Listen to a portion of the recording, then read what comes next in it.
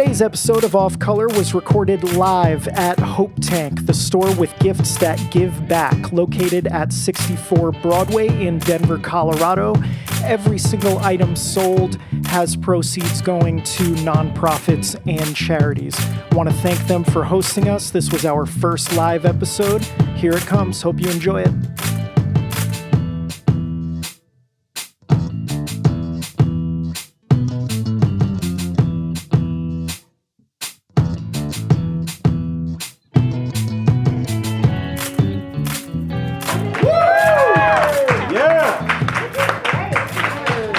Thank you. All right. Oh my God, this is the first time we've done it live. So I'm a little nervous.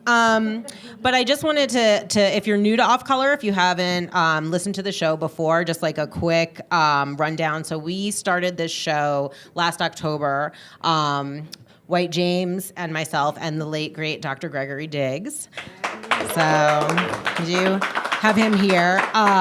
So, because we wanted to have a place where we could talk about race and things that are important to communities of color and just be able to talk about it in a really authentic way. And if you go back and listen to the old episodes, it's mostly me being like, oh my God, these white people did this, and then this racism, and oh my gosh, you know? And then Greg would like, listen to me and give me this like really calm advice, and he would do this thing I called put the academic stank on it. And so we really miss him, and when he unexpectedly passed away in February, we weren't sure if we could go on, if we should go on, we weren't sure what we should do, but Greg Diggs was a man with a plan, and he always wanted to pass on his wisdom to the next generation. He was like crazy about our kids. He just felt like the world wasn't ready for my son Kingston, who we like to call the White Panther or our secret weapon. So it was just, he's done so much for us, and so I feel like he's always with us. So I just want, and the other thing about Greg Diggs was he did also like his wine. So if you would like to have a glass of wine or beer, there is alcohol there for donation. Free. It's free. Mm-hmm. That's not legal. It's free. It's free. There's no donations. Thank you, counselor. Trust me. Okay. That's sadly good. All right. All right. And we also have some shirts for sale as well. All proceeds go to maintaining our show, just for like the website hosting and those kind of things. Okay. So I just kind of wanted to give you guys that little heads up before we like get into it. Okay. Is everybody feeling good? Yeah. All right. So I'm really excited tonight because I have three fantastic guests. We have Fernando Branch. Yeah. Elisabeth Epps and James Rashad Coleman. I just feel like it sounds so presidential. You know what I'm saying? It's like Rashad. Okay. Anyway, so I'm going to let you guys introduce yourselves. If you got your homework, then you would know you were supposed to prepare a 30 to 60 second introduction. Fernando. 60 second. Oh, seconds. Okay, Representative Coleman. All right, so we're going to start with Fernando. Fernando, can you go ahead and just introduce yourself and tell you what you're about a little bit? Hey, guys, I'm Fernando Branch. I've been in education for about 16 years now. I find myself in a position where I'm also working in a nonprofit that's focusing on getting students who are in high school all the way through college, so to and through. Committed to education reform, committed to innovation in our communities, and more importantly, doing what's right for kids. All right, Elisabeth, can you introduce yourself and what you do? Yes. Thank you. 30 to 60 seconds. Okay, go. Where's the timer? Because I followed directions. I did my homework. Good evening, y'all. It's so nice to see you. I'm Elisabeth Epps. I'm currently with the Denver Justice Project. We exist for three reasons: to transform the culture of policing, abolish policing, to end mass incarceration, and to achieve racial justice. The past few months of my life, 80-hour weeks with the exception of the past couple, I have spent working to get our neighbors and our people here in town out of jail with our bail fund, the Colorado Freedom Fund, and I see some folks in the room who have given to it, so thank you. I'm an abolitionist. I'm a mother. I was just on the live social media, and I saw that my son, who is 21 and fantastic, is watching, so I will be exceptionally well behaved tonight. All right, and Mr. Coleman, would you introduce yourself? All right. What's up, y'all? How y'all doing? Good. My name is James Coleman. Before I'm anything, I'm a man of faith. I'm a father, and I'm a husband to a beautiful family. Born and raised here in Denver. I was honored with the opportunity to run for office and be elected to Colorado's House District 7. So I'm the state representative in far northeast Denver, Green Valley, Montbello, Stapleton, Northeast Park Hill. If you've ever been to the airport, welcome to House District 7. But I'm honored to be able to be here and do this work, but also I serve as the CEO of a new nonprofit organization called Faith Bridge. It's a faith-based civic action organization, getting faith-based communities involved in improving our schools and our neighborhoods, because that's something that Dr. King tapped into. He was in jail, he was in Birmingham, and he's like, where y'all at? I'm in jail fighting for civil rights. So where are our faith-based leaders? So getting them engaged. And in that light, I just want to say thank you to Rebekah, thank you, Ken, thank you guys for this show. I got a chance to meet you through Dr. Diggs. So that's a blessing. So I'm excited to be here with Elisabeth and Fernando and looking forward to a great conversation. All right, thank you so much. But just real quick, if you don't mind, can you give us like a little like quick rundown on civics in case people don't know what a House representative does? I mean, just like maybe if some of us don't know what you do. Absolutely. Well, what a House representative is supposed to do. I'm just joking. What I believe we're supposed to do is we're supposed to be elected by the people and represent the people, and we're supposed to execute. Meaning we need to be hearing from folks, and if we don't hear from folks, we can't execute what the folks we represent tell us to do. We're at the Capitol January through May, so 4 months. We work on policy, and then May through December, we should be in our communities. We should be knocking on doors, even now when it's campaign season, asking questions, listening, learning. That's something that I've been blessed to do, not only as elected official, but also through my work. So it's a blessing to make a living doing, hopefully making a difference. So we're working on policy. For me, when I knocked on doors in our neighborhoods, it was about academic focus, it was about public safety, and it was about economic investment, just making sure our communities are doing well and that the folks who've lived here, not just new folks, everybody we love, but there's a lot of folks like my grandmother who've been here for over 60 years who have sometimes a hard time staying in their homes because they can't afford property taxes on a fixed income. So just real issues that people are dealing with. I ran for office because folks are hurting. And we need folks who are listening and hopefully making a difference. So I'm also blessed, just to give a real quick shout out to the other 7 members of the Black Democratic Legislative Caucus. We've never had 8 African Americans serve at the same time at the State House. And so blessed to be a part of that group, and blessed to be a part of, I think, a group of folks who are trying to make a difference for the state.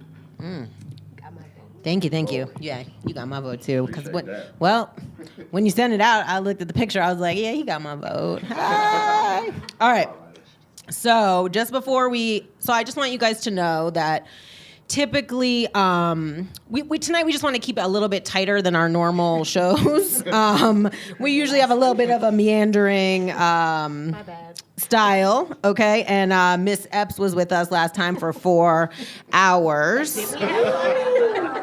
3 of which none of us really remember.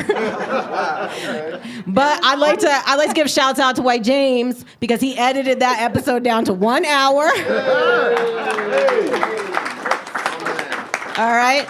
So as we go through our conversation tonight, I just kind of want these things to be kind of percolating in the back of your mind, is that like midterms are coming up, right? We have that happening, and we also have the I can't even say that word. Gubernatorial race. The governor. We have the governor's race coming up, and our candidate is Jared Polis, who could not be here tonight. And I know I said R. You're right. Word. Thank you. I like that. The Democratic candidate is Jared Polis, and the Republican candidate is Walker Stapleton. And so one of the things that actually how James and I met was working with Dr. Diggs on changing the name of our neighborhood of Stapleton, right? Because if you don't know, that dude was in the KKK, yada, yada, yada. If you are not up on that, it's called Google, just hit it. And however, James and I were talking about it for a minute, and he was like, I don't want to subscribe to conspiracy theories, but the fact that they're running someone named Stapleton at this time feels like, like maybe something's up. So just to be kind of mindful of these things and the climate that we're in, because as you know, on Off Color, we talk about race because it affects us, So everything is kind of through that lens. So it's just kind of to be thinking about what we can accomplish in the current political climate. And in this case, I know it's not your party, but as far as like the Democratic Party, I'm going on a limb here and guess that most people in here are leaning to the left. And if you are leaning to the right, you can talk to me later. Or if you're leaning to the actual left, you can talk to me later. Word! Oh, I love her. Okay. All right, anyway, so just to be like, just to be thinking of those things as we kind of like go through this, okay? But I do have 2 specific topics that I wanted to talk about with you and why I specifically asked the 3 of you to be on this panel tonight, okay? So for Fernando, we're gonna be talking a little bit about education, okay? And you recently left DPS, correct? Yeah, that's correct. Okay, and I was just wondering if you could give us kind of like what is the state of the union on public education in Colorado? Go. Yeah, that's how much time I got. Oh man, I think there is there's a war going on right now to truly address the opportunity gap for all kids. Mm-hmm. And what I mean by all kids, I'm talking about truly setting the bar and making the bar obtainable for all kids. Part of the reason why, I'll give you a great example. I've been in education 15 years, of which all 15 years have been in turnaround education. If you know anything about turnaround. I do not. Why don't you? So the life expectancy of candidates staying in turnaround is less than 2 years. Oh, yeah, word. Right? I was one of those, sorry. Right? So and it's hard work, but that's the work and the passion that educators and leaders have to say, regardless of where you're from, socioeconomic, regardless of what color you are, every kid is entitled to quality education, and that's a challenge. It's a fight. Do you feel like the kids in Denver public schools are getting a quality education right now? All the kids. I think. I believe in data. Data would support that that's not the case, right? Not for all schools. I think the question from that would be why, right? Why are some schools achieving at a very high level and some schools aren't? I think we know why. Do we? I know. So what do you think it is? I think it's because of white supremacy, and I feel like our kids are set up to fail, and they have been failing for hundreds of years. Yeah. That's how I feel about it, because I did work in the public school system, and I just think that that's where they're at. I don't think that the system isn't made for them. Yeah. That's just what I think. I'm not going to disagree with you, but I also think the conversation Wise has to choice. be. I think it had to be grounded also in the fact, past white supremacy, that there's a divide. How to say it? There's a disconnect, right? For a kid that's at a Manual High School or in your district, right, out in Montbello, to have a teacher, and let me say this, to have teachers traditionally come in year after year after year who have zero experience, you got to think about that. If a kid's freshman year to senior year, they've had a teacher who's had less than 2 years of experience, there's a consequence. There's a price to pay at that. Yeah. So I agree with you that there are some factors specifically around just a disconnect of not understanding where our kids are coming from. But there are also some structural components, I think, that we have to address in how we truly making educational equitable for each and every kid. Okay. So for you guys here, because your child has already gone through public schools, or no, Elisabeth? Both, and he's a 2015 graduate of Denver's East High School. Hey-o. Angels? Halo, or something like that, they say. Yes, okay. And he's a rising senior. Yeah. He's launched. Yeah. So how do you feel his education was in the Denver public schools? It was trash. And so... Don't hold back, girl. So even as you were talking, I was trying to think like which anecdote could even almost highlight it. There's a guilt for those of us, and I'm not, probably most of the people in this room, if you have children yet or are going to, you know on some level your kid's going to be okay, right? They're going to come to school reading, right? They'll brush up those skills. You know they're going to be okay, right? They're not needing the school. You're probably not working 80 hours every week, right? Maybe some of the weeks. And so at some point we realized that. We were blessed when my son was in 5th grade to be able back in Virginia to have him in a private school 5th through 8th. And it was the best choice for him, an all-boys school. And I had deep guilt about taking my black son out of it, not just because he was delightful, but because his parents were delightful, right? And we were an asset and we believed in public education, but where we were, they weren't working.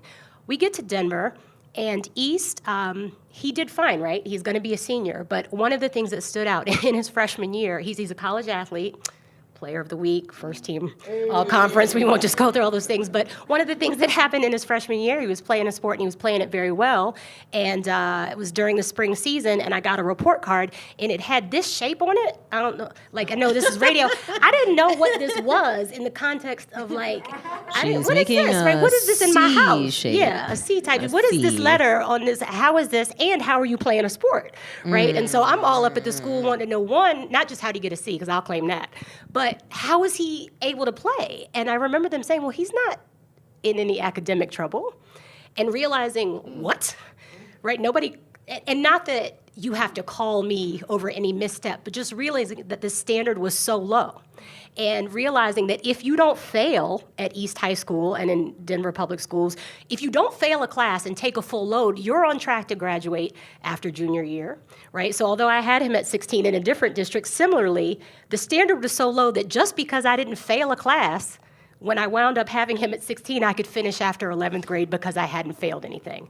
And that is the sort of bottom. Mm-hmm. So were the schools good enough to get him where he was? But it's also because he had a mama that read to him at home, right? And, something kind of trashish. Yeah. Now, Representative Coleman. Yes. Are you a product of Denver Public Schools? I'm a product of both Denver Public Schools and private education. Okay. So I went to public schools K-6 and private schools 7 through 12 because I got kicked out of every public school I went to. All right. Can you talk a little bit about what happened to you? Why did you get kicked out of school? Discipline issues. I mean, getting into fights. I mean, there's a whole bunch of different reasons, but at the end of the day, administrator told my mother one year when I was at Smiley Middle School in Park Hill that there's nowhere your son won't go where he won't be kicked out. And I mean, that's just, for me, that was a reality. And she may have been factual on that point, but in my mom's eyes, she had higher expectations for me. So unfortunately, I couldn't finish in a traditional public school where I could be an East Angel or a GW Patriot or a Marbella Warrior because I didn't have the structure at the time that I needed to have that. I ended up getting a scholarship from an organization called ACE. I was the first recipient 19 years ago. That scholarship put me into a private school that was off of MLK and Dahlia, Union Baptist Excel Institute. If you're from here, you know where that's at. They moved right next door to Shorter AME Church, and they just closed down last year. And the reason why they closed down wasn't because they weren't academically performing. They closed down because they couldn't stay open. Because it was a business, and this is, with school choice, you have traditional public schools, you have charter schools, which are public schools, and you got private. And because these other options are opening and popping off, that school closed too. So it's survival of the fittest. In that case, it had less to do with academic and turnaround because of that. It had more to do with, it was a black school that was run by a black woman who was a businesswoman, a black pastor who has since passed many years ago, but they started it with the intent to teach black history on a daily basis to kids. And that's what that's what changed my life. It had less to do with I went to a private school. It was that in the school I went to, we focused on black history on a daily basis. So if you don't know where you're coming from, how you gonna know where you're going? And in Denver, where it's 4% or 11% black people in the state is 4%, you don't see a lot of people that look like you, And I grew up on Welton Street, which don't look the same way as it did when I grew up. One of the first people I saw in that class that walked in was Wellington Webb. He was mayor at the time. I had never seen, this was before Obama. I didn't know you could be mayor as a black person. So I saw him doing that, and he was taller than life. He was larger than life. So that for me was was inspirational. So that was one of the very few places that I got that. And even as I got older, he told me, with the building of the Blair Caldwell Library you mentioned earlier, was that, one day, if we don't be careful, the only place you're going to learn about Black history is in a book on Walton Street. So that being said, that for me was really impactful because I got that scholarship. I just wanted to address really quickly the question you asked earlier about education and are our kids being educated? I mean, the answer ultimately is no. When you look at the data, if you aren't graduating students from high school over 70% as a state, we're not just talking about Black kids, we're talking about all kids, but mostly disproportionately students of color are not graduating. If they do, we can't front. They graduating, but they ain't ready for college. Right. So when they go to college, they're taking remedial courses and they stacking up debt, and it's a perpetual cycle of failure. So we should be looking at college access, which is great, but you can get in and not show up. Mm-hmm. We should be looking at college continuance, college graduation. So if you're able to go through that system and be able to be successful in that light, that's great. But I think more of a personal level, just for my kids, James and Naomi, I mean, they're in getting ready to go to second grade. They're doing really well. But to Elisabeth's point, they got parents that understand what they need and how to get them to a place if they can't have those supplemental things that are provided for them, that the school should be providing in the first place. And we have got to treat other people's kids like they were our kids. Mm-hmm. Those of us in leadership. If you would not want something, right, for your kids, why would it be okay for somebody else's? Can't nobody answer that question, though, right? I mean, so that's the thing. It's okay to talk about the kids that are doing well, but you have to look at the kids who aren't. And even if it's 30% of the kids aren't graduating, that 30%, if that was your kid, you would not be okay with that. So this is something that, like Elisabeth said, this has been happening, and you said as well, Rebekah, this has been happening for over 50, hundreds of years. In this place right here, this is a business. If this business ain't selling, if it ain't doing what it's supposed to be doing, it will close down. Mm-hmm. Why is that okay in education that you perform 70% of the time, but you're not doing what you're supposed to be doing another 30%, and it's okay for you to continue to be operational? And I'm not talking about closing down schools. I'm talking about this in general. That's unacceptable. So we as a people got to hold accountable, but not just hold accountable, but be a part of making that difference. And I'm not trying to just pitch my organization, but organizations like College Track, organizations like Faith Bridge, other education organizations, you got to tap into that. And we got to find a way to meet people where they are, because some parents are single parents. Some parents got multiple jobs. So we got to figure out a way to meet them where they are so they can be engaged and stop putting blame on them. Because it is their responsibility as a parent, but it's our responsibility as leaders to make education possible for every kid. It's unacceptable. Mic drop. Guess that's what's happening. Okay. So you said the word unacceptable. And something that I saw that was unacceptable was an article in the Denver Post about how teachers are armed, and there's I don't know how many districts in Colorado where it's already legal, and they're doing target practice. Uh-oh. Lay it on me, sister. The fact that we, literate, thinking people, could imagine that there is a conversation in which anyone could think it was a good idea to put guns into the hands or pockets or jacket pockets of teachers is unacceptable. Mm-hmm. I did my homework. I read the articles you sent us. So do y'all know that in Colorado, this was mind-blowing to me, because I read stuff. I try to pay attention, that it's not even required that the districts disclose if they allow their teachers to be armed. And they're actively allowed to hide that fact for the teacher's safety. So to the extent that there's such a thing as choice, you can't even decide between Greeley and Weld or Jeffco and Denver based on whether or not that's a thing that is permissible. We won't get off into the law enforcement tangent, but law enforcement officers receive, I see folks who really know the numbers, but hundreds of hours of training and still manage to shoot unarmed children with impunity. Mm-hmm. What the articles that you sent us said was that teachers in Colorado would be required to have 14 to 24 hours. So that son of mine I mentioned, the 21-year-old who's 6'4" and who wanted to be a school teacher his whole life since he was 3-4, has always said it. The terror in my heart when I imagine if he were back at East High School as a teacher, right? pot belly and a whistle around his neck, coaching lacrosse and teaching history. And if Denver police were to come into a hallway and see my 6'4" teacher son holding a gun, how is that going to end for him? Right? How does that work out with we want to recruit black teachers? But it is so unconscionable on so many levels. The idea that Colorado would say teachers require less than a fifth of what police officers would have, right, to be able to de-escalate, that you don't have to disclose it to parents or districts.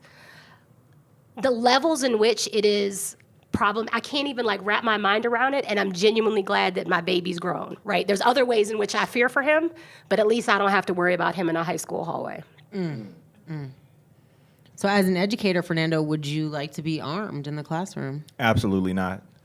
I don't believe no training that you can ever be in can prepare you for a situation of any nature where you have a school shooting or anything like that as an educator. Just to echo your sentiments, I'm also thinking about other teachers of color, specifically black male teachers, right?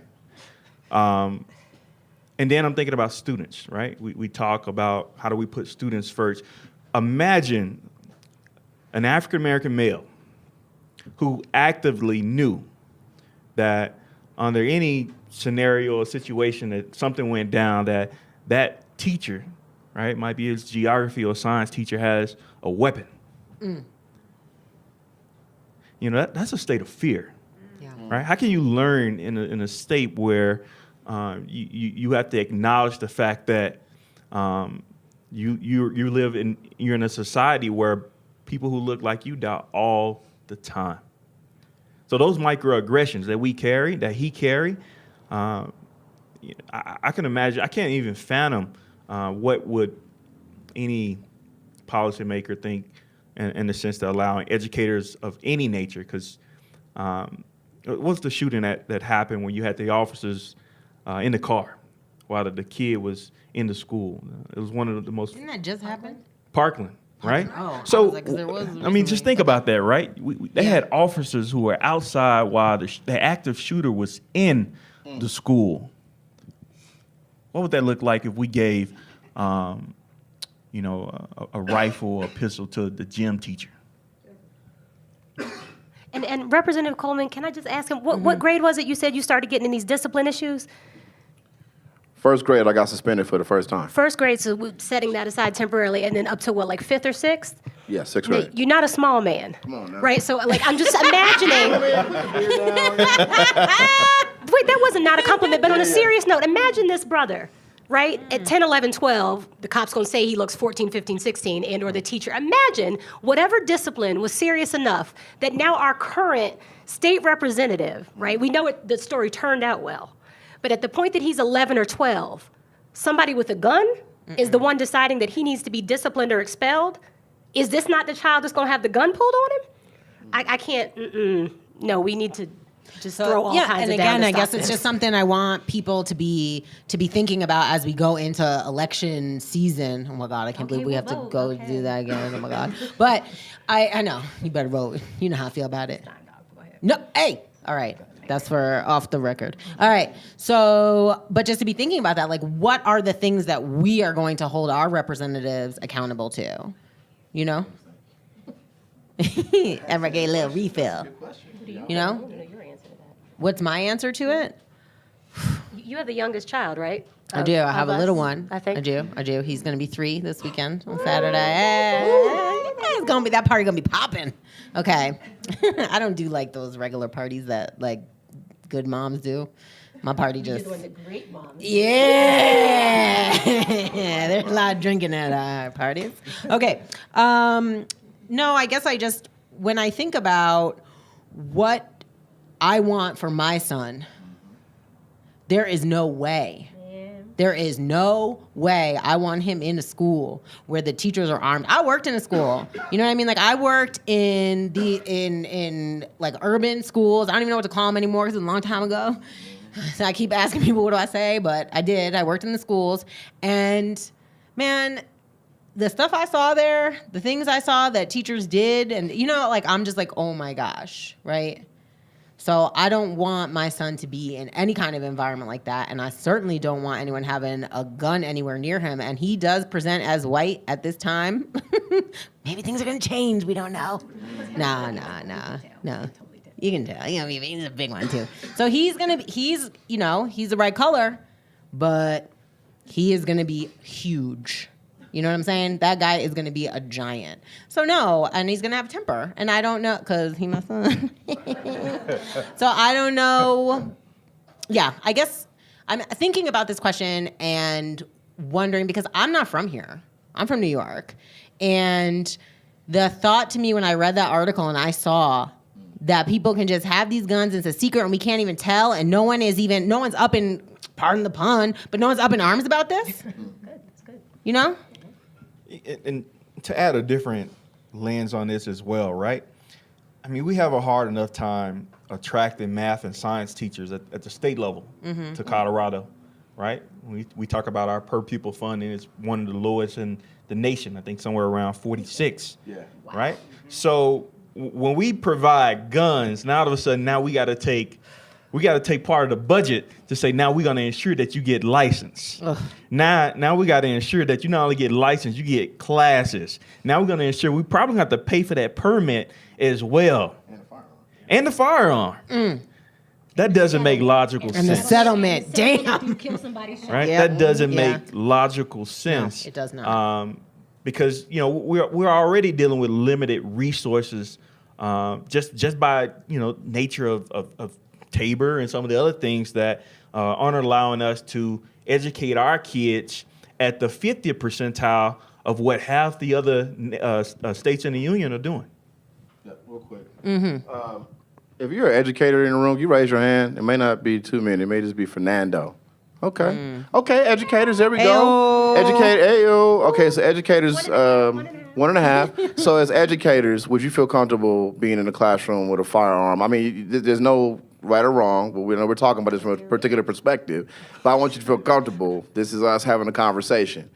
Would you feel comfortable? Shaking head. Okay. So that's the first thing is we need to be asking teachers like Fernando and you two who are in the crowd, because I think more times than not, the legislature, we're making decisions. We just talked about this before we got started. We are making decisions for folks who are the experts, who work in these environments on a daily basis, and we don't. And not just with education policy, but with a whole bunch of other stuff. So that's one thing. How many of you are parents? Raise your hand. I know this is a podcast. Maybe you can't see this, but there's a bunch of hands going up. How many of you put your hand up if you feel comfortable with your teacher having a firearm when your child's in class? I mean, this is so silly. So, what we're doing is we're not making decisions based off of the people who live in the state. We're making decisions based off of whether or not I'm going to get a contribution from the NRA. That's right. Or other interest groups that may be on the other side of the table, who may not represent our community's interests, but they represent their interests. I ain't gonna name no names, but I'm just saying, we can't make decisions based off of what interest groups are telling us to do on any topic, in any capacity. We should be doing what the folks who elected us to do. And why do you vote for us? Because your values align mostly with ours. So we shouldn't have any conflict, right? Why do we when we get in there? Because it's primary season, y'all. It's general election season. And that's the wrong reason for running for office. So if you talk to your elected official and you ask them, why do you make decisions? Do you make them based off of you have an election coming up, or do you make them based off of a majority of the folks that elected you think this is a bad or a good policy and you should not support this bill, or you should? That's something you should ask your legislator who's asking for your vote right now.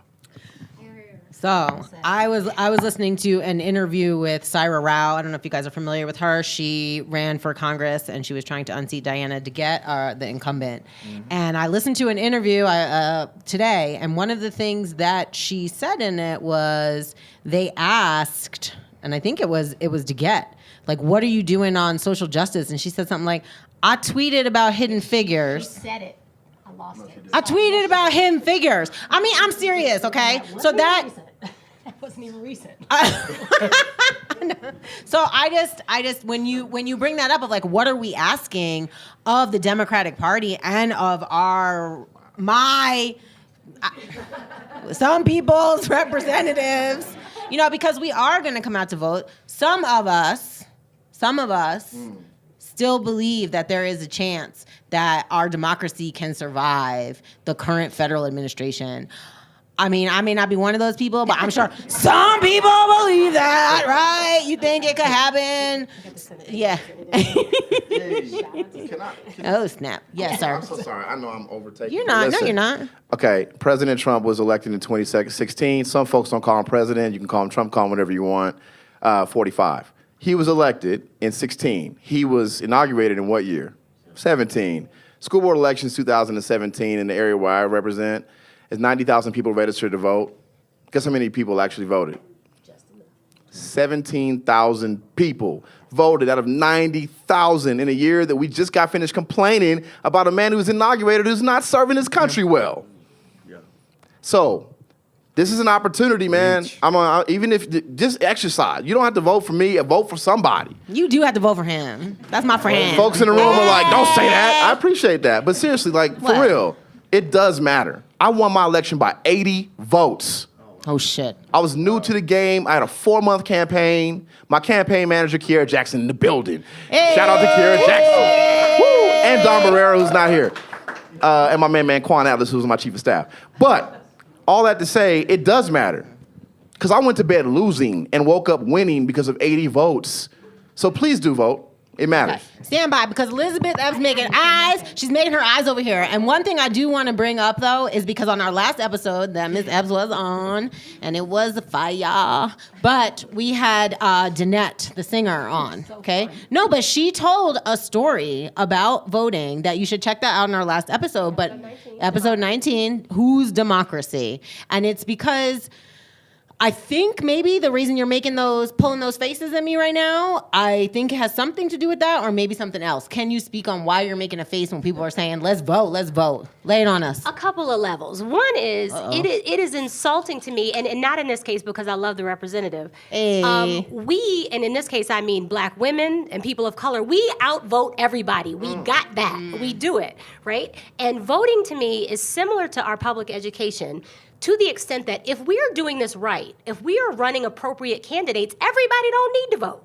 It's fine for 30 or 40% to pick if the choices are okay. Similarly with public schools, if schools are okay, everybody's parent doesn't have to be up at the school every day. We can take care of it in a collective sort of way. So I think I know what you mean, Representative, when you say vote, but I'm acutely aware my foremothers did not bleed and sweat for me to vote for the duopoly. They did it for me to have the option to vote, okay? And so the agency of voting, and it just, the eye roll, and I mean this lovingly and respectfully, this hot mess we're in, Senator Bennett, if Senator Bennett was here, anybody know how he voted on Neil Gorsuch? Yes. Okay? So these beloved Democrats, right? So I'm just saying, this idea of just vote, it doesn't matter how you vote. That's where I have the problem, right? No, if you don't know the difference between candidate A and B, feel free to sit this one out, right? Feel free to sit this one out. What I want, and this really ties into public education in a huge way, is I want an electorate where, and this is critical, is where there are no impediments to voting, right? These BS, voter ID laws, y'all don't have them as bad out west as we did back east and south. But these, making it that, right, in Colorado, you get sent a ballot, so y'all low-key don't have a lot of excuses, right? It comes in the mail. So my issue is just that it's different with Representative Coleman, but there's something to me that is, we're looking at 1968-ish for most of us to have been able to vote in a meaningful way. And so when we say, if you don't vote, you don't have a voice, to me that's insulting to the black women who worked their tails off every year before that, as if my voice is dependent on picking between, when they say you're picking between the lesser of two evils, well, when you do that, y'all, you're still voting for evil, right? So it's okay to opt out for the greater good. So that's just my deal is I care about agency. And I want our children to be raised in a way that they understand that a meaningful choice doesn't mean you got to pick between the slightly less, which rich white capitalist do you want to put in office? That's not much of a choice.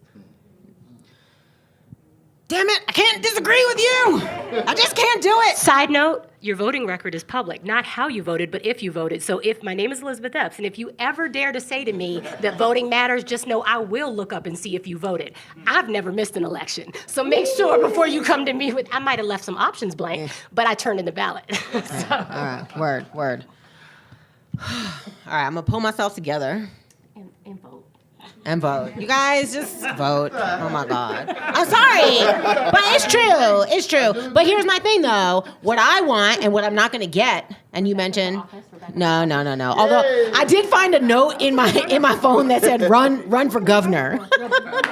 I saw a note in my thing. I was like, ooh, should I run for the governor's office? Yes. No, I should not. We all know that. I will not be We're not doing this again. Not again. Episode 19, y'all. Okay. Okay, but now I lost my train of thought. Guns, public schools. Oh, teachers. God. Voting. I want to stay lost, you guys. I don't want to think about it, but we have to. Okay? The sun is big and looks right. Yeah, so no. And I work in public service. Nothing I say reflects my employer.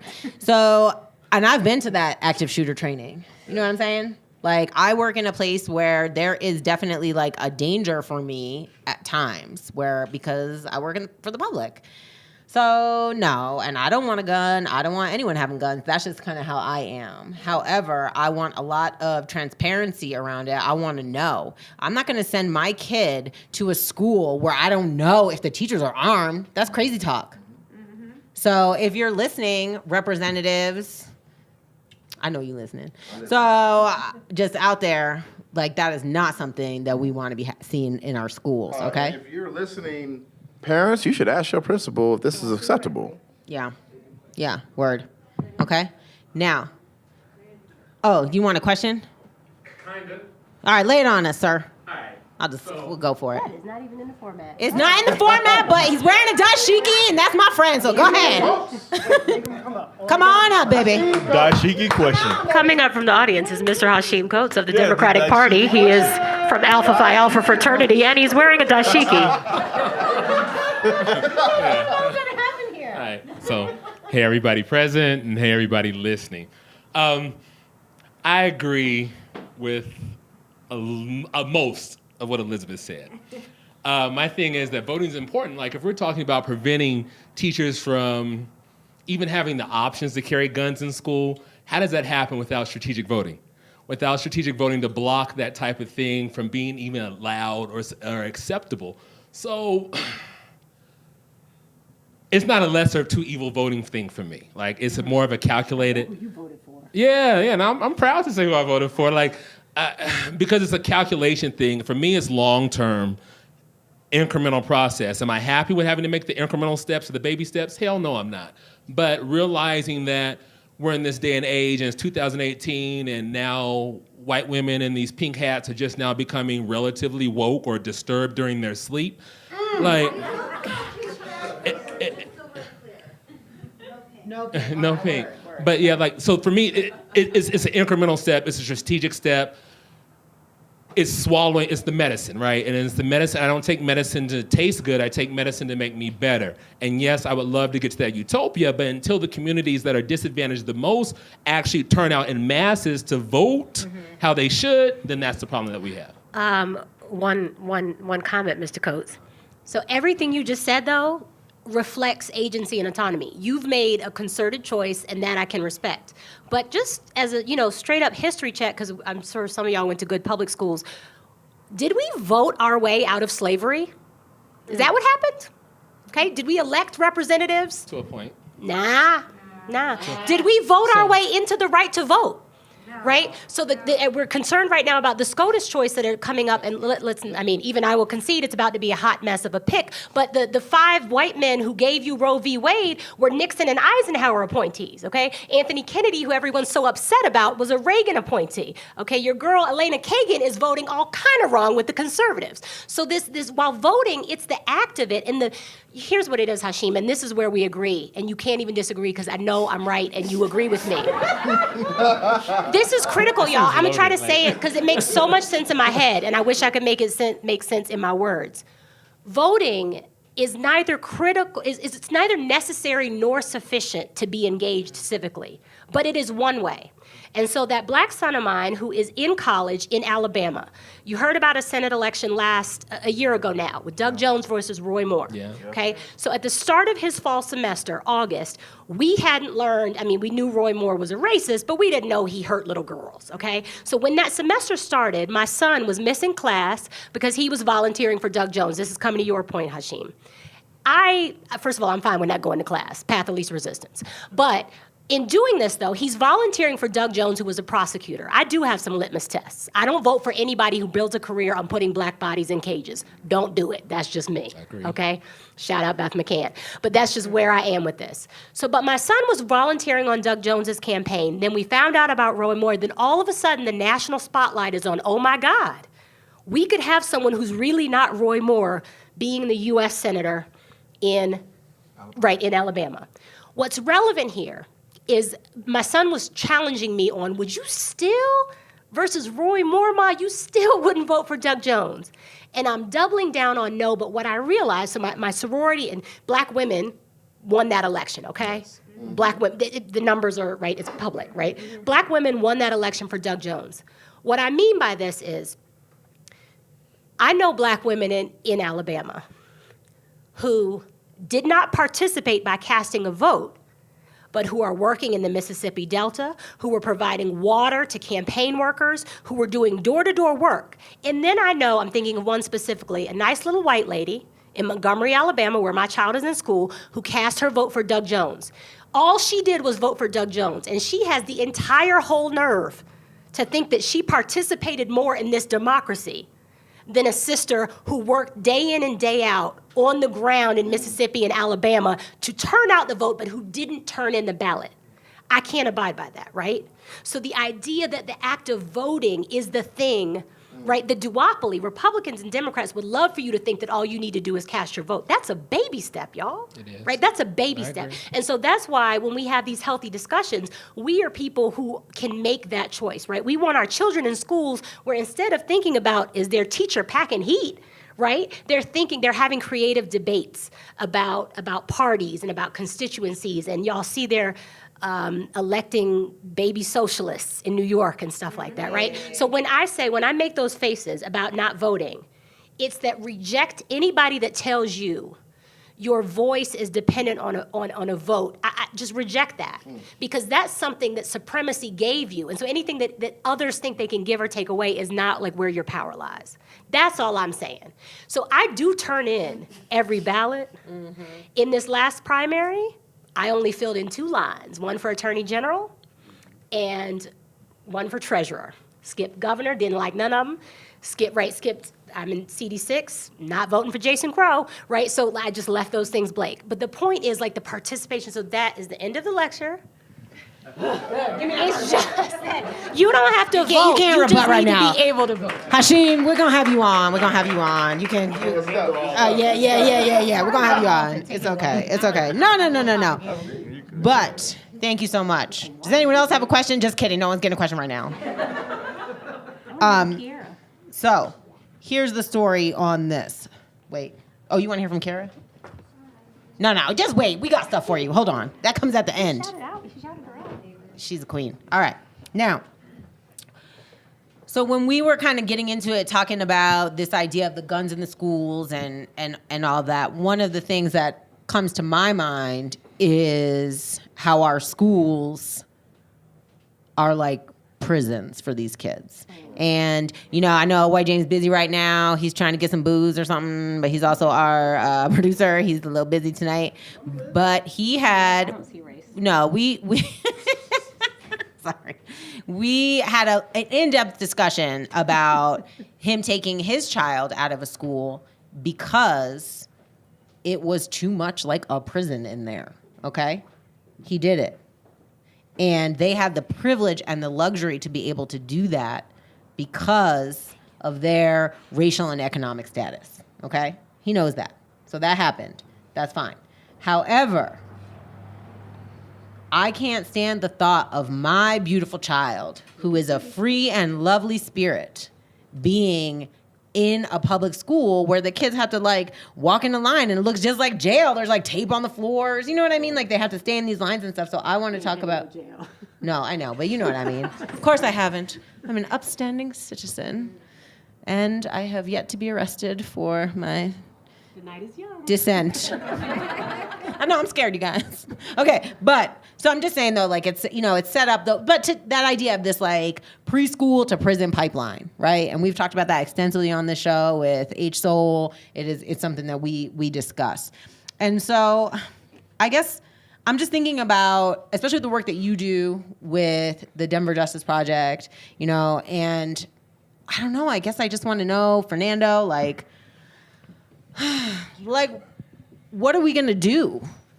And I feel like people still say, and I don't know anyone in this room, I guess, raise your hand if you don't believe in the preschool to prison pipeline.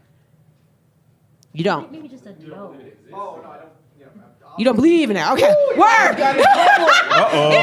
This almost crazy in here. We all start somewhere. No. But I'm just saying that's something people don't think that's not real, that it doesn't exist, and we're seeing it all the time. At least that has been my experience. Yeah. Lay it on us, teach. Educator. I think we gotta be real with ourselves. And I mean real across the board when we ask that question, what does instruction look like for kids who aren't white? Yes. I mean, it's that simple. Do you have structured school types, school formats, school curriculums in communities that are white that are structured like that? See, we're silent. I think that we complicate education when we decide to complicate the potential of what kids can and can't do at a structural level. Right? So I don't know if it's a question of whether it's something that is socially acceptable to do in one zip code and not another zip code. The only difference is between the two zip codes is the population and the color of the kids in the building. Right? And to your point, see, parents who are educated, and this is the truth, parents who are educated regardless of what color they are, they're not going to put their kid in a structured correctional type of a military format like that to begin with anyway, because they know better. So I think there's some deeper questions that as a society we got to address to say, why is it okay to do this or to have this format or this type of school for this population of kids, and we don't even conceive the idea for kids on this part of town? I would say there are some parents that might send their kid to boarding school, but there are some parents who don't have a choice when their child going to a school that's highly disciplinarian. My experience when I went to Excel Institute was we woke up every morning, we did the Pledge of Allegiance, we sang the national anthem, but we also sang the Negro national anthem. All the verses? Man, hurt me. Like, you know how you don't lock your lock your knees in the military? Like, don't lock your knees when you're standing up in the morning. But there was so much that went into that. And so, like, it was pride, exactly. But there's this idea that it's militaristic. And it's interesting because there's some things that are ingrained in our culture that come from a different place that we didn't create. But there are some things, like when you look at the Black Panthers, there's two images that you normally think of. You think of the brothers in the berets with the black jackets on, but the other one you think of, well, you don't think of, but you see that's popular, is the fact that them brothers was providing breakfast every single morning to hundreds of kids, thousands of kids. So in that sense, like, again, there is some level of, you matter, and we have you lining up, and we have you because this is important, like trying to instill that. But again, that should be a decision that the parent can make. If your child is going to a school where you didn't want them to learn a certain topic, like you don't really want them to learn STEM, so why are they at DSST? Because that was the option that was available in the neighborhood. Maybe you want them to learn arts. Maybe you want them to go to no community. But again, when you get a DPS sheet, and I know this isn't just Denver specific, but when you get your 5 options, you pick your first, second, and third choice, maybe you don't get them. Maybe you get your 4th and 5th option. That wasn't exactly where you wanted your child to go. So I do agree with you that there are many parents who are educated who do not want that for their child. But at the same time, sometimes that's not real choice. You know what I mean? That's an illusion of choice. And that is the problem with school choice. It's not school choice in and of itself. It's the way it's been done. It's been done to us. It's not been done with us. And it's not for us. And it's not just school choice that things happen to us. It's everything that happens to us. We don't actually have a seat at the table. I talk about this with our young people. We're talking about gun safety. We got my man Tay Anderson running crazy with his group trying to make sure that we protect students from gun violence. But we get them out there in the middle of the street. We get them in Civics in the Park, and we patronize them and say, good job, little man, but you can't vote on that. Right? Or your vote doesn't matter, or the way you engage doesn't matter. Like when we come to your school board member, again, voting or not, I want to protest, but I want to go to my school board member and you listen to what I'm telling you. Because you're the one that's making the decision on the board. So a lot of the stuff we're talking about, more times than not, has to happen at a level of leadership. And again, kind of to that same point, you're right. We didn't just get, we didn't work so hard to be able to vote. The goal was to make sure that we can have elected representatives who represent what we believe in, what we need. So that for me is really important in our schools to make sure that we have that. And Representative Coleman just all snaps at that. There's 8, is that right? There's 8 right now in the Colorado House and Senate. In the words of our sister Zora Neale Hurston, like, all our skin folk ain't our kinfolk, right? So just having a person of color in a position of, I don't want to shout out people in the audience, but some folks know Lisa Calderon, right? So just because somebody looks like us doesn't mean they're making decisions in our best interest. You mentioned Welton Street not looking the same, right? There's a lot of black faces making those choices. And to Brother Branch, like, there's, my son's father and I, we have all the degrees. It is so excessive. And we still made a choice, like with high school, to have him where he is. And I know that there's other parents, but like, the bare minimum with public school, like, you should be picking because of, right, your child is really good at the cello or dances really well or really likes Mandarin immersion. That should be the choice that you're making if you're making one, and not like, oh my God, is there asbestos in the walls or lead in the water? And that's that sort of way in which you said earlier, and I just wish you could echo that, like, the our children narrative, right? We got to take that back, right? This Western thing has lied to us, right? That it's my child, my house, my street, right? Mine to deal with. No, it's our, right? And when we think of it that way, I think it makes it much easier to, Kingston. Oh, not to say your child's name. You can say his name. Okay, Kingston's turning my baby 3. named Kingston. Right? So we should all be, and by the way, shout out, I've seen him. Black people know he's black. But we should fight for a school where if he's at the worst school in the district, that he's still fine. That should be the goal, right? Yeah. Right? That should be the goal. I know, but our kids are not fine. And what's Yours happening? will be. Mine will be fine. Okay? I know that. And that's something, this is like, I'm off on a tangent, but I've been thinking about this a lot. Like, it's something that my husband and I discuss. Both of us, that's what I do. But I can't decide who trapped who, to be perfectly honest, because now I gotta, anyway. Coming on episode 21. Yeah, talking about that.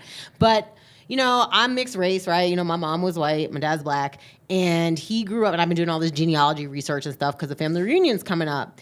And I just cannot help but think about where I would be if my great-grandfather had been afforded the same opportunities that my mother's grandfather was afforded. Do you know what I'm saying? Like, I just feel like... You know where you would be. I do. I'd be balling as shit. I'd be balling as shit. And that's the truth. And my husband's daddy is an immigrant from Jamaica. And it's the same thing. And we're doing fine, okay? Not that fine. Put some money in that donation jar, though. And we need that for the website. So anyway, I'm just saying that the things that we would have, okay, would be vastly different if we both didn't have black fathers, okay? So I just feel like everything is like rigged to set us up to not be able to succeed. And in the face of that, we're still succeeding, right? Anyway, that's a whole other story. James, you can take that out in post. But, why James? Uh-oh. Okay. I'm allergic to white supremacy. Word. Who isn't? Nothing it makes me sick. Okay, but I'm just saying that yes, my kid will be fine, but my kid is fine. But if your kid is not fine, and your kid is not fine, your kid is not fine, then my kid is not fine. Right, because how does your child avoid, the microaggressions? So, right. So we think about black son. You mentioned your son's going to be tall, right? So my son is tall and he's an athlete. And we had this incident in Montgomery, Alabama. Anybody been there recently? It still looks like 1968. Am I right? Like the street signs, the cars, it's like Cuba before the death. Like it doesn't. Anyway, we have an incident on campus with my son where if a police officer runs into my son on campus in the middle of the night, the problem should be that my 6'4" son is that he assumes what about my son? What would he assume about in terms of why my son is at that school? He should assume he's just there as an athlete, right? Yep. Right? In terms of like problematic stereotypes. Instead, he gets hassled over, and by the way, he's wearing school sweats, right, with his school's logo on his chest and his leg, and has to go get a white teammate to vouch for him. Sorry. When we talk about that idea of, you said Kingston will be fine.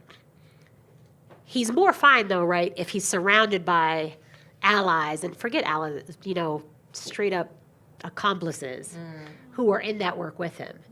And I think that sometimes we are a little too, we cede our power in terms of, right, what we can demand for him. He's how many years away from kindergarten? 1 or 2? I don't know. 2. 2? You gotta pay for kindergarten here, by the way, Colorado. F that. I'm sorry. I mean, you pay what's tax- happening with that? Capitalism, Why you do you have to pay. pay for kindergarten in a public school? Yo, can I? Yes. Let me chime in on that. You moved here in 9th grade. I didn't even know. Sorry, You know- that put me in a mood, by the way. So, Never mind everything I was going to say then. No, you go ahead, jump. Pay for kindergarten? Yeah. So Google that. I don't know if most people know, but the rate in which we build prisons is based off of 3rd grade literacy rates, Has been right? for 30 years. And when we talk about that, that's a profound statement.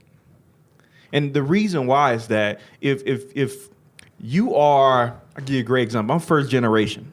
My daughter, I know both of them will have a greater opportunity and a starting point than what anybody else the last 350 years in my family side had, because I went to college, right? So no, even for a literacy rate, their literacy rate is going to be better and higher than mine when I was in 3rd grade. So I think when we talk about equity, true equity, how do we take kids who parents might not be first generation, might have GEDs or might be working or might did a trade, and say, if we know if you score between the 86 and the 94 percentile in reading at 3rd grade, you got an 82% chance of going to college and being successful. I think data doesn't lie, right? But in many cases, we sometimes do, and we sometimes say, well, that's the parents' fault, or we do. We do as educators. I've been in education for a long time. We blame the system, the structure, the parents, the classroom, and in some cases even ourselves, the kids. When we already know that, man, sometimes why aren't we investing right now in early childhood education, to get back to my point, pre-K, because the gap isn't 3rd grade. The gap is before they get to 3rd grade. Yeah. The gap is before they get to kindergarten. Yeah. When you were getting excited. Okay, so, Right. but we're not investing in it because we're too busy investing in our prison industrial complex, okay? Right? No, I'm about to get into it, because here's the thing. All right. No, because we're sending these kids directly to the prison industrial complex. Am I right or wrong on that, Miss Epps? I mean, come on. I know. I'm You've just never saying. been more right. Okay, so that's all. So that's one of the things that I wanted to talk about with you, Miss Epps, and I also want to know what Representative Coleman thinks about your impressive work. Oh, he's got a drink in his mouth, so I can Okay, he sneak can have a something drink, in. have a drink. I need a Representative drink. Coleman, Can you pass me that wine, How long please? have you been in your job in representative work? 2 years. So we had a little scare with you. Do you know that? What's that? One of the first pieces of legislation you ran that had to do with law enforcement. What was that one? The first one you ran that had to do with law enforcement. You ran something that it was triggering, I'll just say. And we were already prepared to be like, damn, we'd have lost this brother already. It had to do with funding support for law enforcement related to mental health issues. Yeah. Side note, giving more money to cops is always bad. There is no exception. There was a nope, that's it. Nope. There was a surreptitious task force set up, brother, to talk to you of your Montbello residents. You, not all 8 of the black folks in the Senate and the House, but of the 6 of them, we sent out teams to talk to y'all. You were the only one who not only heard out everybody we sent, but adjusted accordingly. The things you came out, and it was startling. It was like, wow, he really, really listened, right? So then this last year, you ran a bill that I'm going to lose all my sleep next year to make sure it comes through next time, right? The point is that when you talk about what you should be doing this summer, that you're listening and doing things, right, to end I don't want to get emotional, but like he's doing things on the ground that will eliminate the prison industrial complex, right? You stop giving money to people who have centuries-long track records of making really bad choices with the money and adjusting accordingly. I'm unapologetic at this point in my life about being an abolitionist, right? We don't need cages. We don't need them. We can talk offline about if you want to talk about that hypothetical person. Well, that is not something that we want to talk about offline if you are willing to discuss it here tonight. We don't need cages. But I want to know, like, okay, so before tonight we were preparing to talk about this. No, word, I feel you, is I'm the kind of person, right? I got an old black daddy, right? And so, like, my daddy is like, hey, if you stick a gun in my face and rob me, you should get the death penalty, right? Like, that's like what I grew up with because he feels Does like. he mean it? No. Okay. Not like that, but he just thinks it's like. Because, Colorado also has that play death penalty too. But it's like just it's put you more on the it. idea of that is just disgusting to terrify someone with like a weapon and stick them up at gunpoint, right? My dad is like really objects to that. This idea of like, or the crimes that people do, or people who like, I'm with your daddy so far.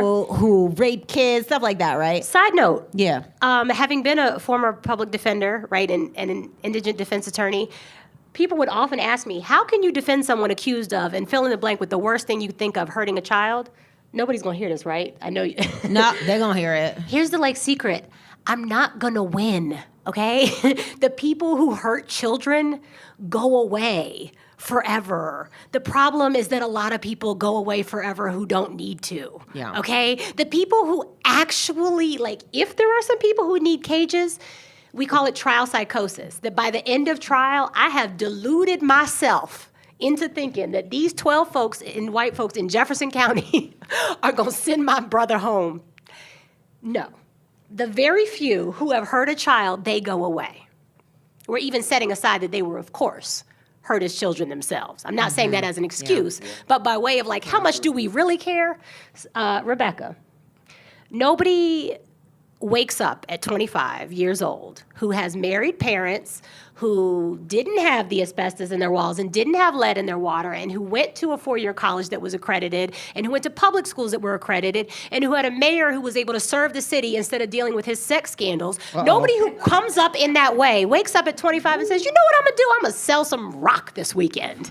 That's not how it happens, okay? So we fail children, right? We fail them every step of the way, right? 14, 15, 16, 17. And then they're 17 years old and they have a menu of, can I say shitty? They have this is my show, girl. You can drop all kinds of bombs. They have a menu of shitty choices and we're surprised when they pick one of the shitty choices. What is that? What is that about? Okay.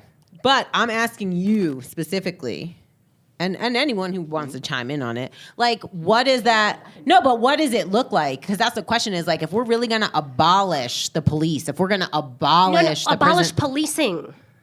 Okay, let's talk about it, though, because I feel like I'm on that tip myself, right? I'm like, yeah, let's do it. Let's do it. But I want to know, policing. What does it look like? It looks like what it looked like before 100 years ago, okay? So people are going to tell you that let me just make this sort of disclaimer in terms of us being on the same page. By policing, I mean the active act of policing neighborhoods, okay? If you live in Highlands Ranch or certain place, you don't get policed. You don't even know what that means, right? If you live in Five Points or other places, you get policed. You see vehicles with lights that are triggering, driving around, looking for black and brown bodies that may be doing something slightly suspicious to deal with, right? So policing as the act of men and women who are armed and armored in a militarized way, patrolling. That people are going to tell you that is either necessary or inevitable, and it is neither, right? It is neither. That is not natural.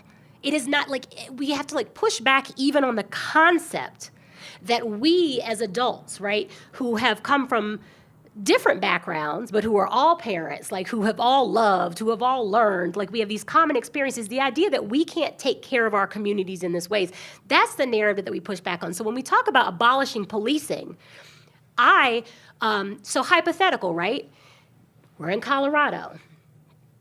If hypothetically, because we love our guns out here, right? If hypothetically a really unwell person who has easier access to high-powered weapons than he does to mental health services shoots up a movie theater, I, for one, don't tell my abolitionist friends, but I, for one, want there to be some SWAT unit that can come in and handle that and amazingly take him in alive, right? There should be some unit that can do that. That can exist. But those people don't need to patrol. I can't tell you how many protests I've been to or demonstrations where I've been looking in the eyes of a police officer and I've had to ask him, like, why are you in riot gear? I don't see a riot here. Like, what are you doing, right? So it is that we've already been fed a lie, right? Y'all are seeing it with Permit Patty, and Barbecue Becky, and we laugh because that's a strength of our people, right? To laugh through the bullshit and the pain. But like when people want to tell you, white people are now using the police as customer service, that's accurate, right? That's right. So if you don't need to punish Becky for calling the cop. The cop just need to not come. That's how Becky will stop calling, right? So Chief Payson, shout out, our new Denver police chief, right? So in that sort of way, like you asked about the abolishing the police, and is what the Denver Justice Project, the first thing that we exist to do, the first reason why we exist, like that is within our reach. That's in my lifetime. That's in my lifetime that we can have our neighborhoods that aren't patrolled.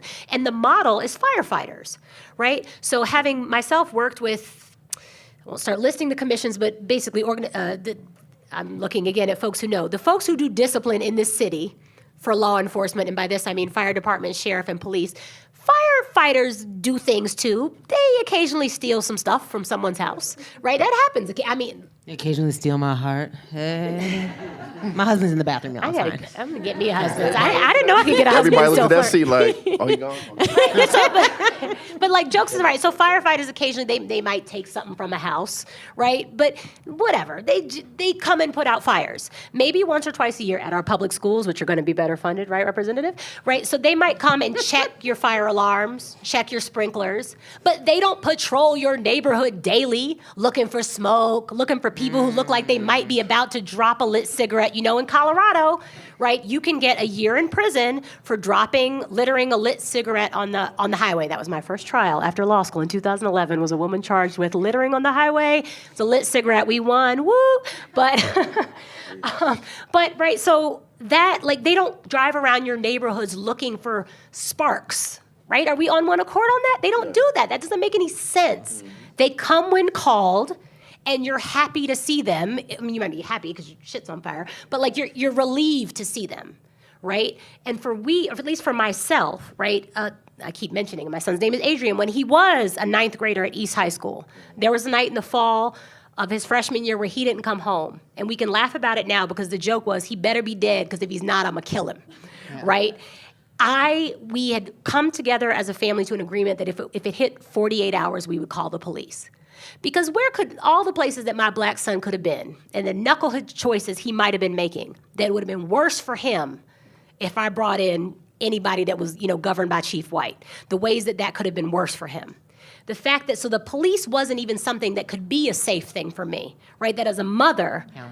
So when we think about abolishing, it's not just take away the thing, but replace it with the firefighter model. Somebody that we call when we need it. No, so I'm with it for that. Are you sold? I see. I like that. I'm like, yeah, that sounds good. Let's do that. Yeah, Representative Coleman? But let's do it. All right, word. But what about prison? They got to go too. Okay, but what about people who are truly a danger? There are like 87 people in this state who we are truly not safe if they wandering. Mm-hmm. That's a pretty small number, yo. But that's a halfway house. Yeah. No, I right? hear you. We are not people. Y'all know this because you see it, right? If you're a dork like me and you read Hickenlooper's last round of pardons, like it's dumb stuff. Like these are not people that we are not safe with them in a cage. And who disproportionately in this state that is 4% black? Pop quiz. 4% black, not even setting aside what we're doing to brown people as we're sitting here in occupied Mexico, but in a state that is 4% black, what percent of the state prison population are black?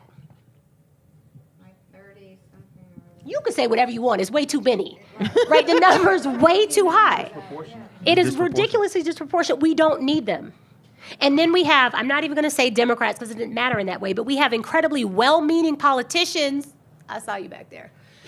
who will try to say, we're going to have a kinder Kamala Harris, kinder, gentler prison, right? A kinder, gentler way of putting people in cages.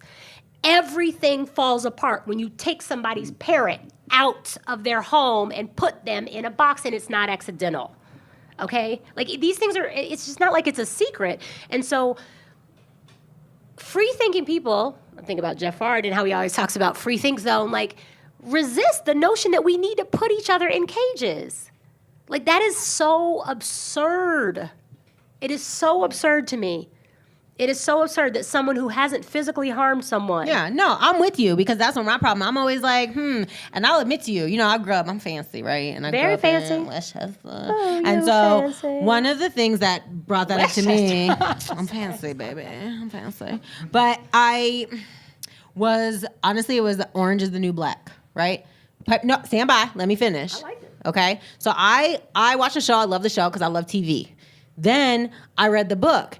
And the thing that made me insane and furious when I read that book was that my tax dollars went to locking up this woman, okay? And in general, any woman, all the women that are in the prison, whatever, that was literally no danger to anyone. She could do some community service or whatever, you know what I mean? If they want to like have it be punitive, but it just like drives me crazy that we're spending all this money locking up people that they don't belong in any fucking cage. I'm with you. So another pop quiz. Proportionally, what is the demographic group that is the fastest growing percentage of the prison population? I believe it is Black women. Unfortunately, you're right. Yep. Right? And we're not, like, spoiler alert, we're not doing new crimes.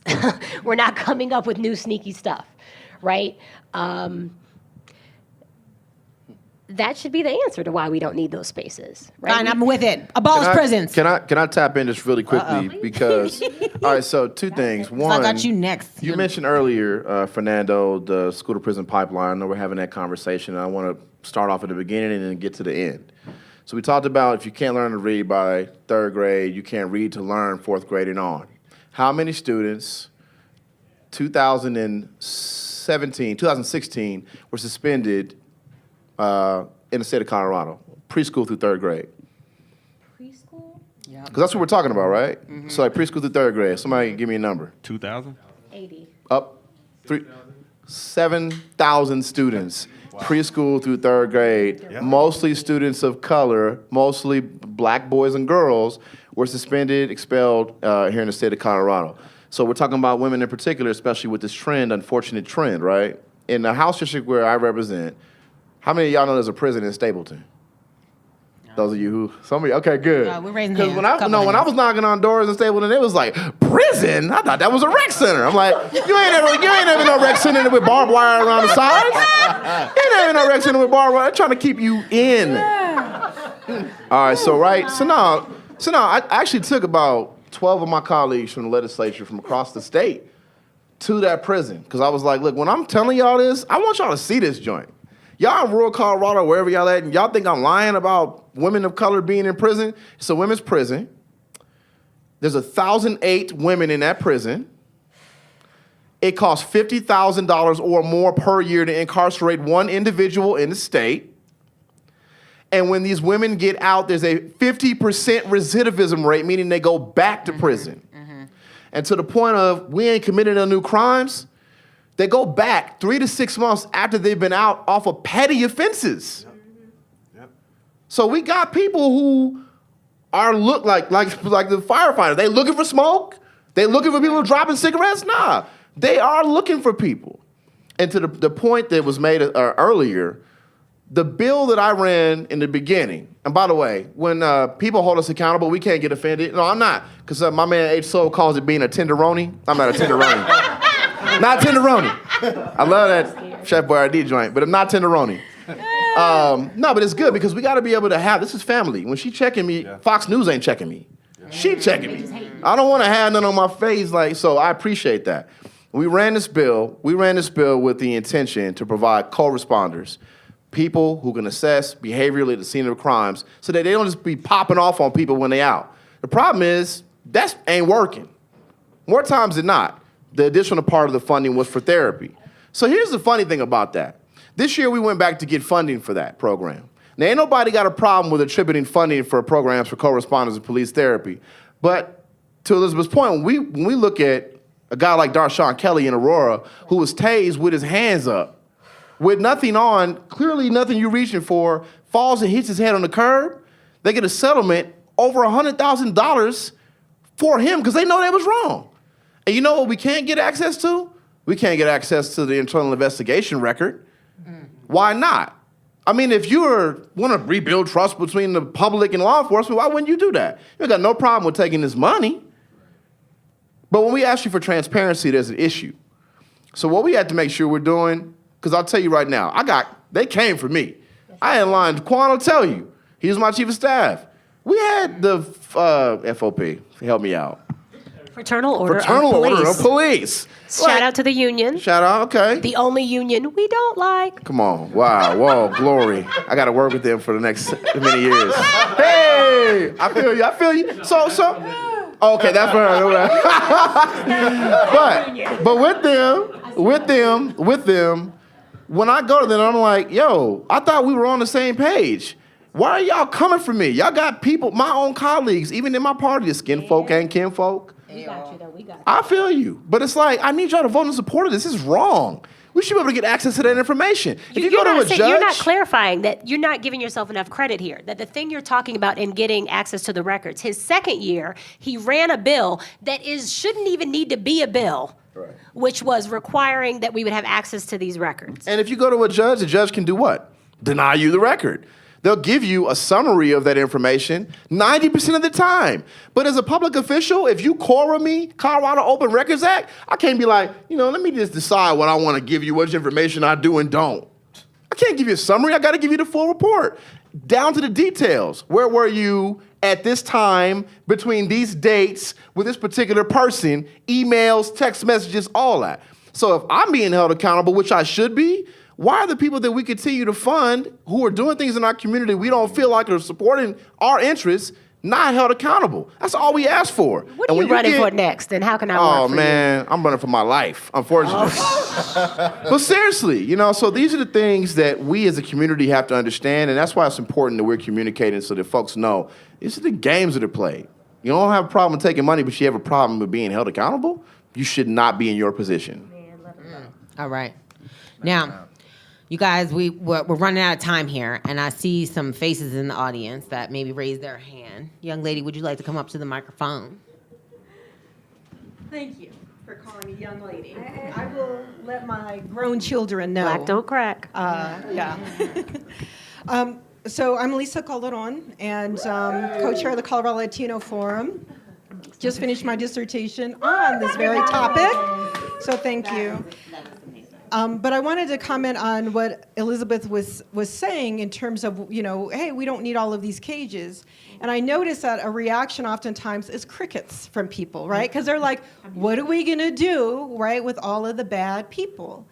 And I go back to thinking about Angela Davis's book, Are Prisons Obsolete, which was before the new Jim Crow, where she posed this question and said that the reason why people have a problem thinking about prison abolition is we don't know what to do with all of the bad people. Because we know there are people who do hurt people. I was a legal director for abused women. I've had women that I work with killed. So we know bad things happen. The problem, though, is that we don't get to the what else can we do. We don't get to the alternatives because if we are busy thinking about building a better cage, we can't think of the possibility of life without cages. And so, we have limited capacity. When I was I'm still an organizer, but when the height of broken windows policing, right, which was the aggressive form of policing for minor crimes based on a flawed theory that if there's a broken window in a neighborhood, we're all going to pay, it's going to go to hell. Not true, right? But so we had a very aggressive form of policing out of that. So what we did was we did a survey of our neighbors in the Cole area, neighborhood, 5 Points, et cetera. And what we found was that the black folks blame the Mexican nationals for bringing in the drugs. The Mexican folks blamed the black folks for bringing in the crime, and the white folks were afraid of everybody. So what that told us is that we are so overly dependent on policing the police state that we do not know how to talk to each other around these problems. Community efficacy or community empowerment, the belief that we can actually create change ourselves. We don't get to that point when we're talking about giving more money to policing budgets, right?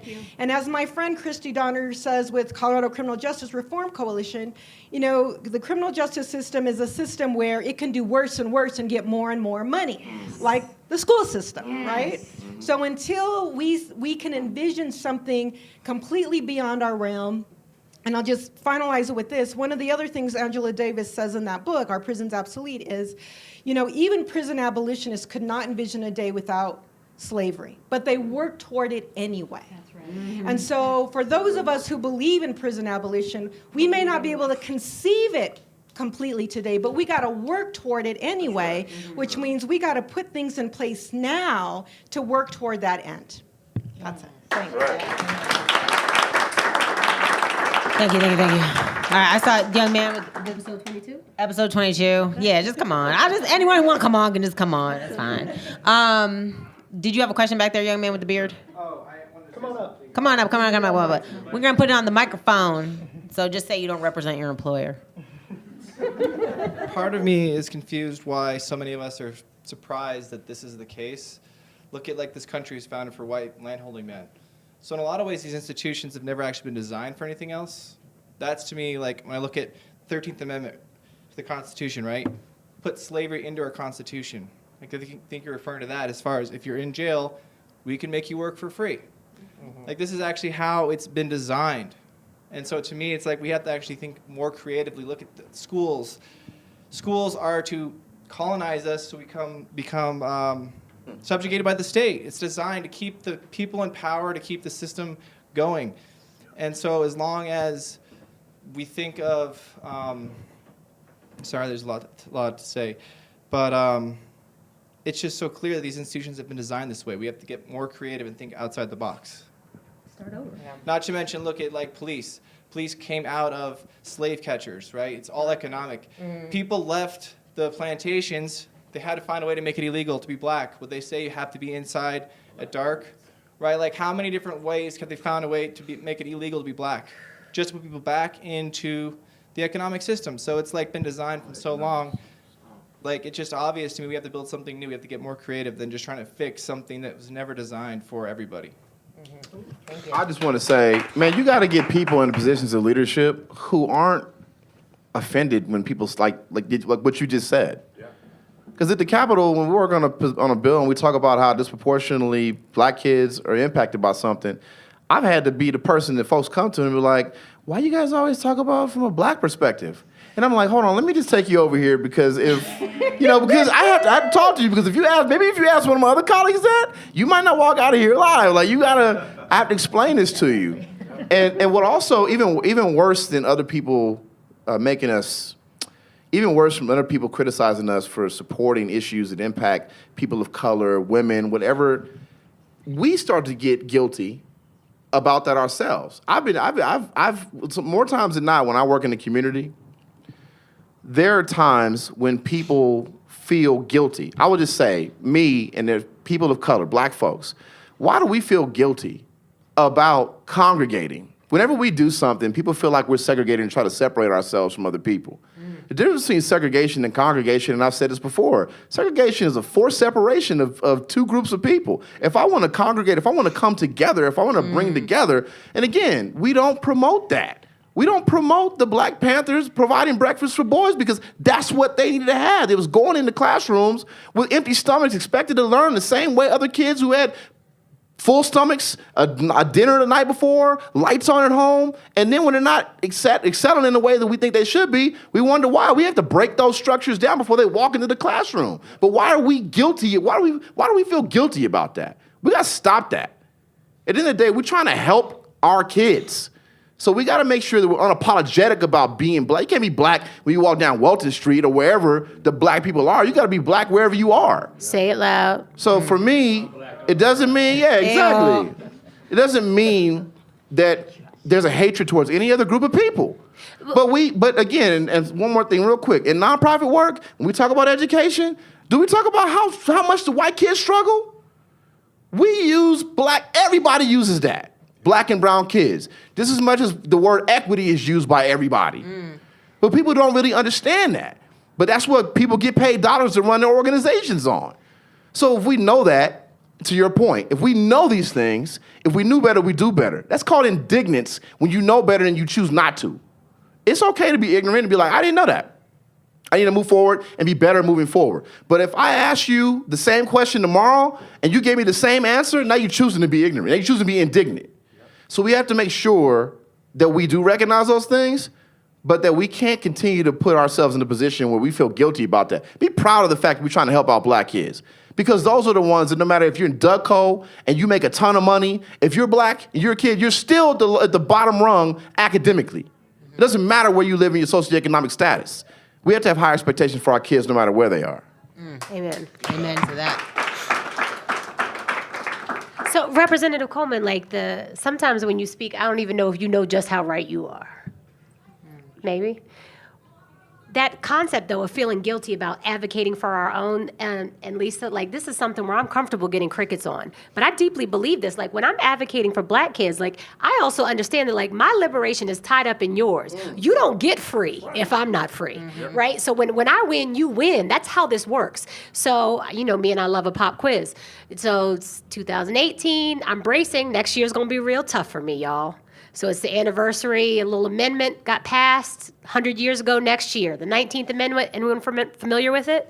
Women getting the right to vote. Ooh, but what you really mean is white women. Right, so I'm just bracing for a year of being told that it's been 100 years since women got the right to vote, right? Ooh, not quite, right? So not quite white women. And that, by the way, is an accomplishment. Right, claim that, white women, but don't act like that it's universal in the same way. So when we're made to feel bad for advocating for the most vulnerable students, that's reject that as well. I feel like I've had a list of things to reject, but we reject that as well because when we do well, everybody does well, right? When black women, that's the essence of black liberation theology and black feminism, black womanism. Is when we get free, you get free too, right? There's enough freedom to go around. There's enough good teachers and clean air and good water, Flint, to go around. We don't need Elon Musk to come in if we've already taken care of things ahead of time. I mean, my husband deep in love with him, even though he's a racist. And so am I. He gonna fix the water. But my point is I only wanted to reply to that point of that we are told, right, that somehow it's problematic for us to advocate for our issues as if in what world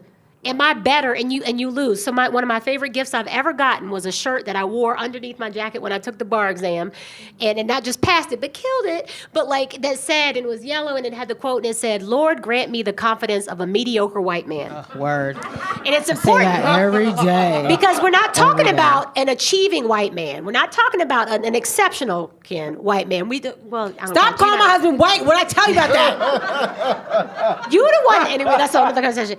I don't like the way you say black identifying. Just say black. I do, but that's a whole other thing. But I'm telling you, Colorado is weird. People don't understand what a mixed do race they not black see his person hair? could be. That's what I'm saying. He knows who he is. The end of that thought, Representative Coleman, was that but that idea though that my girlfriend gave me, right? Because here I am, right? And y'all don't need to know this about me, but I can take a test like nobody's business. Standardized tests have always saved me, right? So how is it that I get to this point in my career and I'm terrified, thinking I can't do this hurdle, right? And I put it off year after year, semester after semester, thinking I can't do it. And we're in this shirt that said, Lord, grant me the confidence of a mediocre white man. Because when I was at that fancy law school I was at, they walked around knowing they belonged in a way that was it was like an elixir they had, right? I mean, you could drip from their pores, just like they knew they belonged. Their daddy had passed, so they were going to pass. Right? And so in that same sort of way where I'm realizing, right, we, think about affirmative action and admissions and stuff, y'all, I have a law degree. My son's father has a law degree. I wish somebody would let my child apply to my alma mater and act like he don't get it. Right? It's about time that worked in our favor. Amen. Right? And that is just a singular example of that when we're advocating for our own, we're advocating for everybody's. Right? I'm not saying I want my black child to have clean air and yours can't. Right, and that's what's very different, by the way, about the 19th Amendment, because your heroes, your white heroines said, just sit tight, black ladies. We'll get you and we're not even later. talking to the We're first gonna get you peoples, later. and Chicano, they didn't even count, right? So that in that way, if we claim, like, and I'm just so proud of you, and I don't mean to gush, but like, I watch, right? And despite my saying that don't nobody need to tell me that I must vote, I always vote. And I pay a lot of attention, and yours is a vote. Yours is one that I wish I could cast for you. I wish it would be one that I would, just mark it so dark. And so then your other responsibility, though, is not just to represent us, but is to bring those amongst the 8, them 2 that are struggling, bring them along. Let them know we got them too. Right? No doubt. All right, No thank names. you. So no names. I had one thing I wanted to, before we just wrap it up, because I feel like Erica looking at us like, okay guys, we gotta go home. However, I had a question that this is something that is important to me, and I hope it's important to our representatives, and I hope it's important to our gubernatorial candidates. Okay. This is what I want, and I don't know if it's even possible because I was a law librarian for like 6 months. I was. It was crazy. Okay, but I want amnesty for every single person that is in prison for a marijuana offense. Commutation and pardon immediately. I want it. Any marijuana offense. Any marijuana Even offense. selling of the marijuana. Any marijuana. Selling of the marijuana offense. to a minor. Any marijuana. Even a mother offense. who used marijuana while pregnant, which gets you in jail. Any marijuana offense. Okay, I'm gonna vote for whoever you tell me to vote for. So I personally support that, and I'd be willing to do whatever it takes, whether that's my position, that whoever's running for governor. Here's the other thing, really quickly. We can't just give our power away to someone because they come around every now and then and they say they want to support us.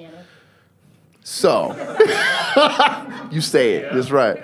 But I mean, what I mean by that though too is there are people who we can elect, and when they get in, they can do different than what they told us. We have to do a better job of being organized. It's not about just saying we hold you accountable, because when you get in that building, you're in there, and it's like, no, you don't understand. Not only are we going to hold you accountable, but we will support you. Will you do this? If you will do this, we will vote for you. That's what we need from you. Ain't no, I'll see what I can do. It's like, yes or no. Will you work diligently on making this possible? And if the answer is not definitively yes, you are not our candidate. Yes. Yeah, and that's what we want. I think amnesty is one thing, right? For those individuals affected by marijuana in whatever capacity. Hell, if you're going to give them amnesty, why not give them an education? I mean, Colorado is one of, 14 states, right? Shit, let's create an educational program where if you've been given years of your life to this, why not let's build a program to say, hey, look, here's an opportunity where you can have your own business. Here's an opportunity you can join and go into the industry where the industry that, unfortunately you did the crime, you did the time, right?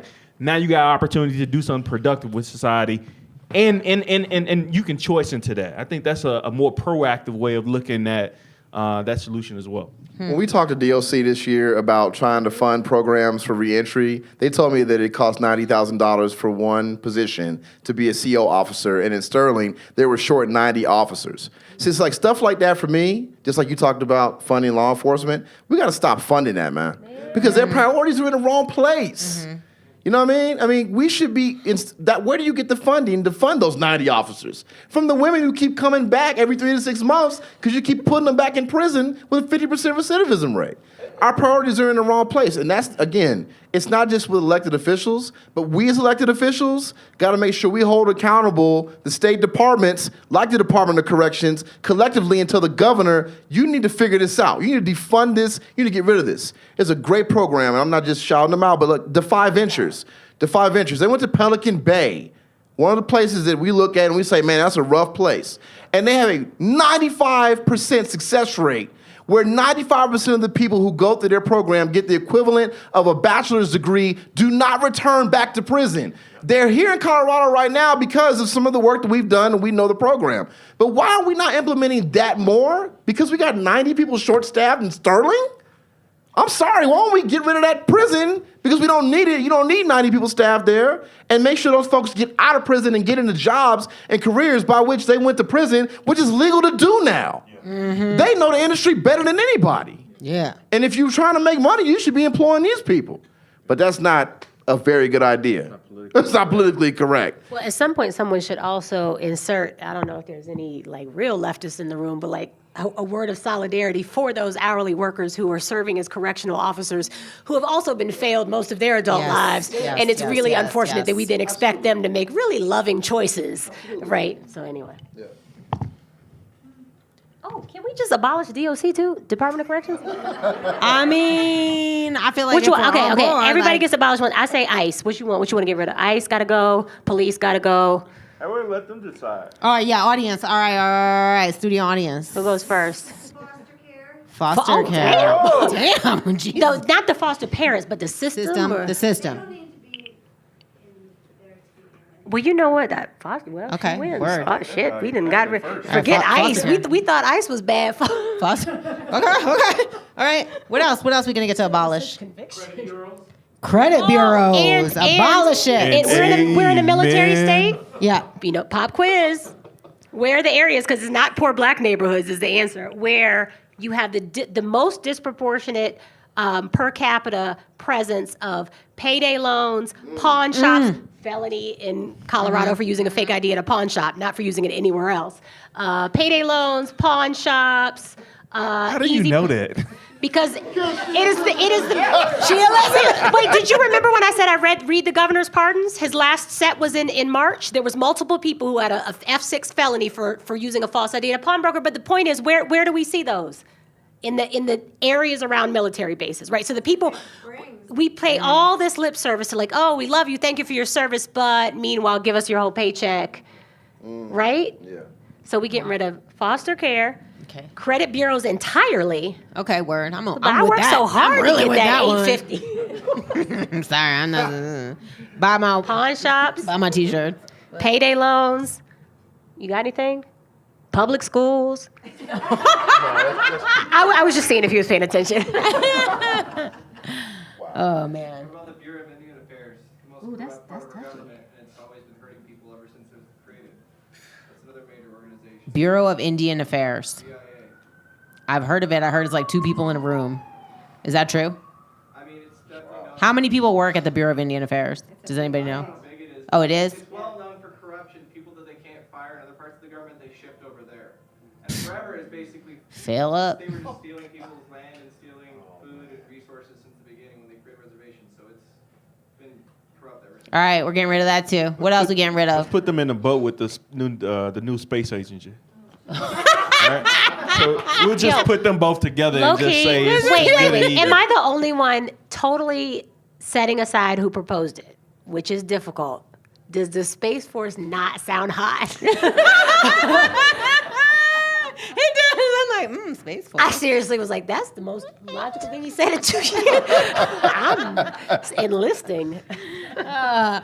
Well, I just want to. I want to give. Space I want to Force thank Jag. you guys. I want to thank you guys for coming on our little show here. And I also, if you have a little drink, let's just raise it for Dr. Diggs. Yeah, man. Yeah. Yeah, we're gonna pour it out a little bit. I don't have much. Okay. And so Off Color, we put our episodes up every other Monday. You can find us at offcolorpod.com. We're on the Twitters, Off Color Pod. We're on Facebook. You can check us out. We have shirts. Buy my shirt. I paid money for those. And the film. Oh yeah, word. I made a film. That's true. I have a film. It's called All Mixed Up: Our Changing Racial Identities. It's about the experience of race, yada, yada, yada. So you can check that out August 18th. I have a festival that we're organizing called MTOB, More Than One Box. And to clarify, it is not just a space for mixed race people. It is a space that I hope some mixed race people come to. But it is it's an event. If you're, word. You didn't hear that, but she said it. If you're a Black American, then you mixed race. Not by choice, okay? So I'm just saying, if you want to come through to that, that's August 18th. I got tickets available for that. If price is cost prohibitive, I'm a girl. Just shout at me. I got all kinds of stuff going on for discounts for my people. Okay.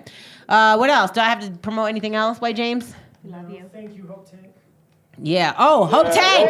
Hope Tank. Yeah, you can buy stuff here for real. For real. Yeah. Stuff I want. All right. White James, take us home. Hey. This has been Off Color. Thank you so much for listening.